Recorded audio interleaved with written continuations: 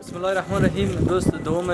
حمل سال 14 سرسیوس و ما در مرکز ولایت لوگر قرار داریم و با تعداد 40 فامیل و 3 مواد غذایی توزیع کردیم و از کسایی که کمک مساعد ساختن تشکری میکنیم و شما هم میخواهیم که تا ماه مبارک رمضان و شما کمک‌های زکات هر چیزی که دارین روان کنین و ما در تمام افغانستان در هر ولایت بخواین احساس میتونید برسانه و با مردم سر توزیع کنید.